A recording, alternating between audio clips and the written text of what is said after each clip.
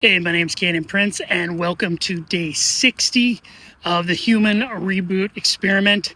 So, we've been talking a lot about generative AI. Really, it's become more and more of what I've been talking about, over the last few weeks.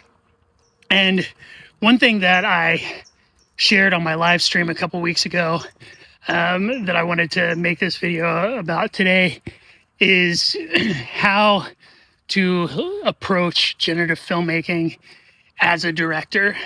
A lot of people hop on tools, even the best tools like Seedance or Kling, and type in something, and then the AI kicks something back, and they're like, "Oh, it's stupid. That's not what I wanted," and they get frustrated, and that's all they do with it. But I think with generative AI, both with the image part of it and also the video part of it, we need to approach it like filmmaking, like actual physical filmmaking. Approach it just like a director. So, if I'm on a set directing something, we've had meetings. I know kind of what's in my head. I've talked to departments. They've, gotten a good idea of what I'm going for. They do their jobs. They put the set together, the locations, the cast, the wardrobe, hair and makeup, maybe stunts, whatever and is entailed for the scene.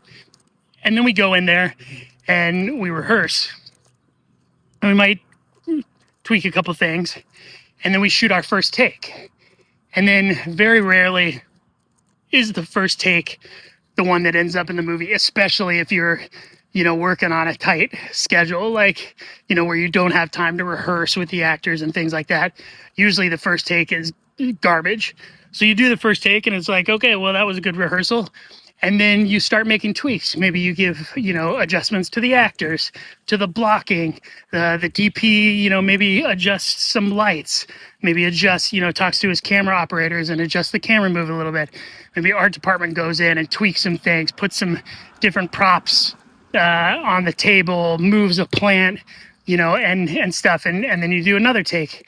And you keep repeating that process until you're happy with the end results, and then you move on to the next shot. And then you do that, continuously until you have all the coverage for the scene, and then you move on to the next scene. And that's exactly what we have to keep in mind when doing AI. Like when you're generating videos or images, you're going to type something in. The first iteration might be garbage, and then you don't give up.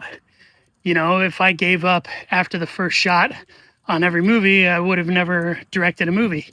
So you just make changes. You identify what worked, what didn't work. There's a huge value in seeing the end result and being able to watch it back a couple times and say, like, okay, like, I like how she delivered that line, but I think I want her to take a pause before she says the second half of it.